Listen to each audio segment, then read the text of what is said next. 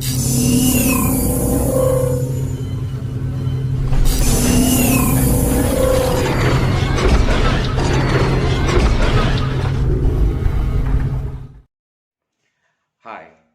have you ever wondered how to grow your business?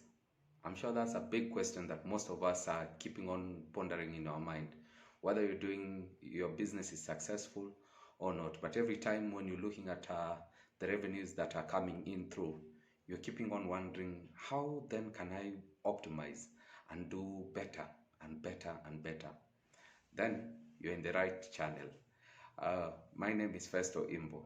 Welcome to my channel. Please share, subscribe, and like. You can also leave a drop comment on the comment box so that we can actually be able to engage even after this, asking several questions that can be lingering in your mind on what are the best strategies that we can actually be able to employ at the moment. Welcome.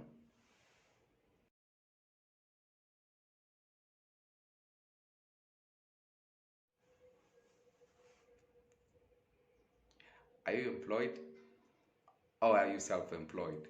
Or are you an entrepreneur? Or are you a business person? Most of these are titles that people give themselves, but they actually haven't gone ahead to have a deep dive on what most of these titles seem to be like. But by the end of the day, whether you want to make some sort of like some certain level of dependence within your financial ladder, then you have to incline into a business structure, whether you're providing services or you're providing commodities. On this, you have to employ several strategies to be able to arrive at that. Only then will you reach what we call financial independence. Kevin O'Leary said that a salary is the drug that they give you to forget your dreams. Are you still dreaming, or have you forgotten your dreams and employed your dreams in somebody else's company? For you to get out of that, then you have to learn various strategies in which you can actually be able to employ to give you the right skills and the right impetus to be able to do that business that you're doing. In some other countries, they call it part-time employment or vocational employment or recreational employment, something that doesn't really take much of your time from your day-to-day activities. In other parts of the world like Kenya, they call it side hustles.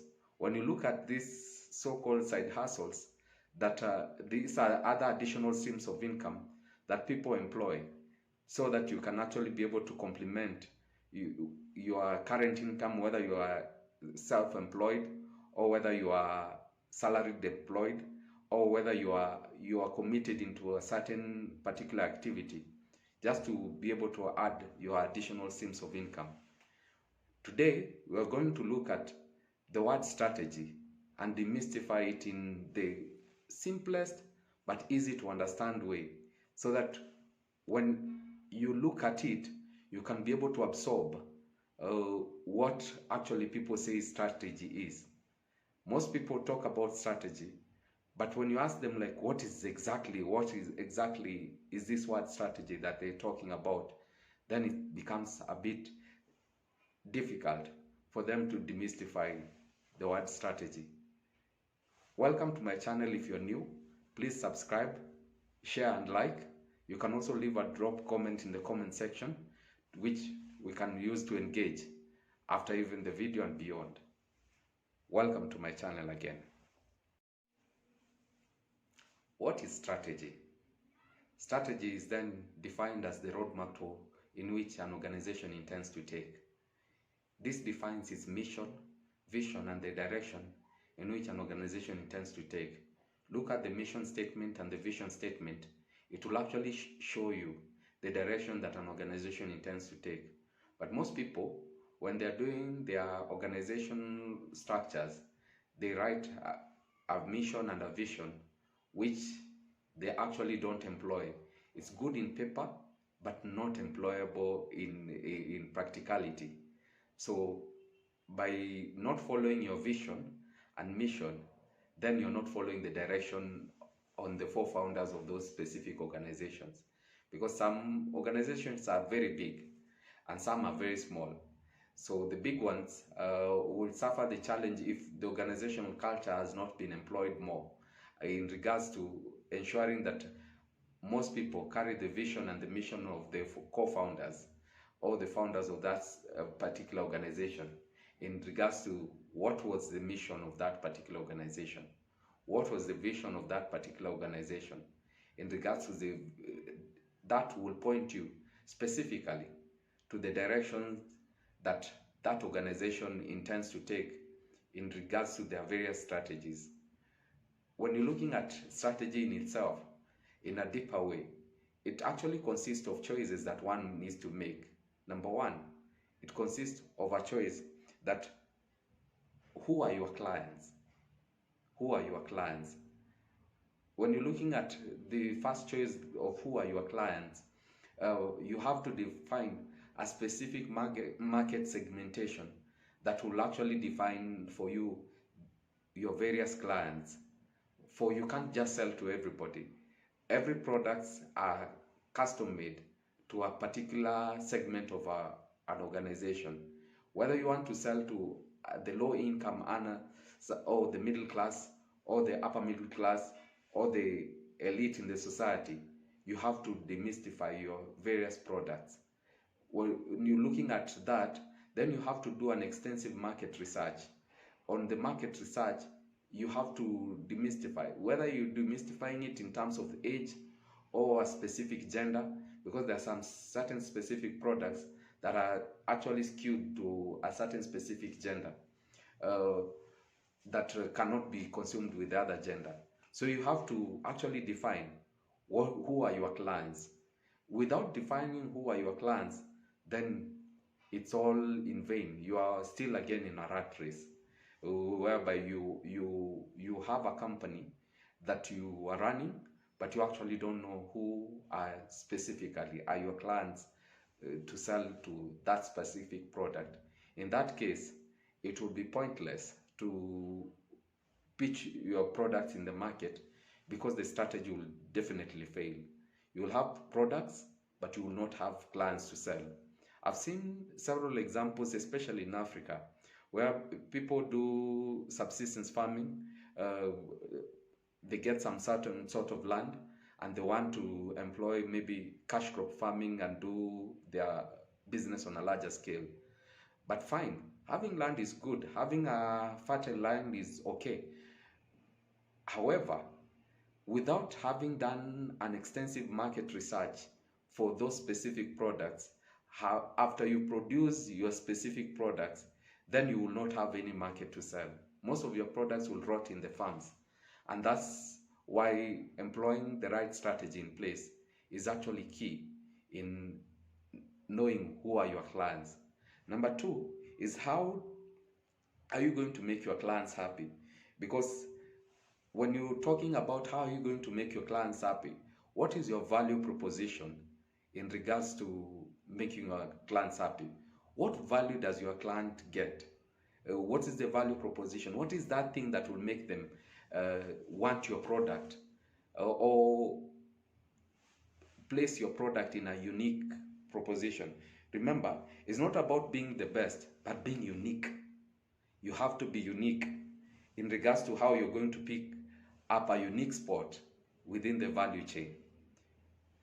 Everybody is doing everything. There's nothing that most people will actually be able to do today that has not been done in any part of the world. If you're selling tomatoes, then the other person is selling also tomatoes. But then, what is your value proposition? What is that thing that will make clients come to you and buy your tomatoes and not buy in the next place? When you're looking at financial industries, an industry that I've held from over 10 years plus, if you're opening a bank today, everybody is being banked, including in the fintech space, whereby we have now even mobile companies that are helping in the financial market. The M-Pesa model that has been employed mostly in countries like Kenya and across the world that has really been successful, operating bigger. The balance sheet is bigger than most tier 3 and tier 2 banks in some other countries, including Kenya included. When you're looking at this kind of space, if you are opening a bank, what is that unique value proposition that you're actually giving your clients so that they can actually come to your place? Because it's not just a question of opening a shop. Having not identified who are your clients and what is the unique value proposition that you will employ, then you don't have a strategy at all. Because a strategy starts from those simple two things. Who are your clients? Ask yourself that one question and ponder about it. Do your market research extensively. Put some time and pain in it. Because without pain, you wouldn't get anything. Number 2, look at it like, how do you make these clients happy? What is your unique value chain proposition? After identifying that, then you'll realize you'll start seeing your strategy moving and things working out for you in a more diligent and a best way. Remember that most strategies last for about 7 years if it's a good strategy. But depending again on the various market segmentations and various demographics in which you're coming at. If, for example, if you're coming from an IT industry, most strategy lasts between 1.5 years or at least 1 year or less. If you're looking at the mobile technology, how various new products are coming in the market, within a span of a year, a new product has already come in the market. So in those kind of areas, you have to constantly keep on reviewing and updating those particular strategies so that you remain at par with most of your competitors. Because without having a competitive edge into anything, then you are out of business. Strategy employment is actually putting yourself into a unique spot that most of your competitors do not have, that will give you a competitive edge over and above most of your competitors. In the energy sector, most strategies are long-term because of the extensive nature of the business sector, looking at the geothermal works, the hydropower engineering plants. Most of those strategies are long-term, and before they can be reviewed, it takes time. So that's a good area in which somebody can actually be able to employ and invest in a proper strategy that can actually be able to pick up for so many years for posterity. Hence, the most important thing is updating your strategy. How do you do this? Number 1, you have to identify ways in which, if you are an individual business person, then you have to have some target or some timeline in which you can actually be able to review your strategy. It can be quarterly, it can be semi-annually, it can be annually.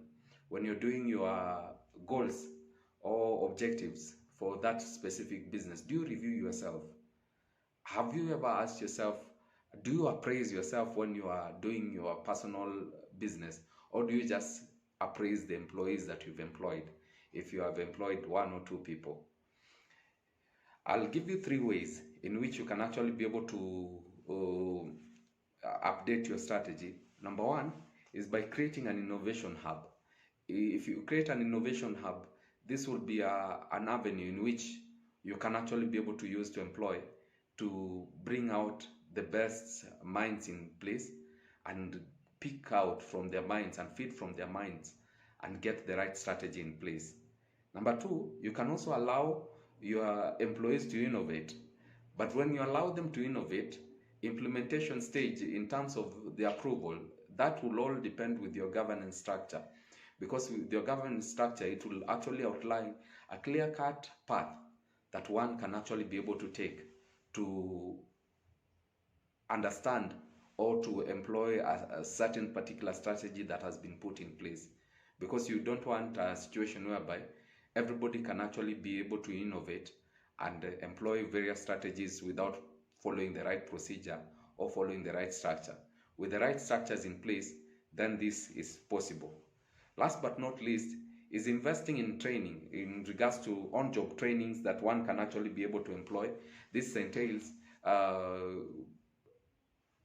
actually in-house training. On-job trainings are in-house trainings that you probably have a training manager. If at all you don't have a training manager, you can actually be able so to outsource the training facilities and train your employees on various ways in which they can be able to do a certain particular line, or where their skill sets have actually been wanting and need some sort of knowledge gap, or you've identified either a knowledge gap or some need to be able to sharpen some certain skill sets. But more so, in your senior most management, if at all you do this most oftenly, then you'll find constantly that you actually innovate and you actually are able to do more in your business in regards to your strategy proposition. Number two, the in-house strategies that are employed in various stages, like the functional strategy. Do you do coaching to your junior employees? When you're doing coaching to your junior employees, in that sense, you'll be able to find out if at all their mindset, they are in line to a certain strategy. Remember, in execution of a strategy, there are quite a lot of challenges that people face in regards to even having people who are not buying into your strategy. That can also be a challenge to your strategy in itself. In our next video, I'm gonna be discussing how you can actually be able to employ the various strategies that we've actually introduced and make them work for you. Please subscribe, share, and like my channel. You can also leave a drop comment on the comment section so that we can actually be able to engage further, or in any area of strategy that you want us to discuss or to discuss in our next episodes when we're employing it. Thank you for being tuned. Stay tuned, because only when you're tuned, you're able to decide, commit, and succeed.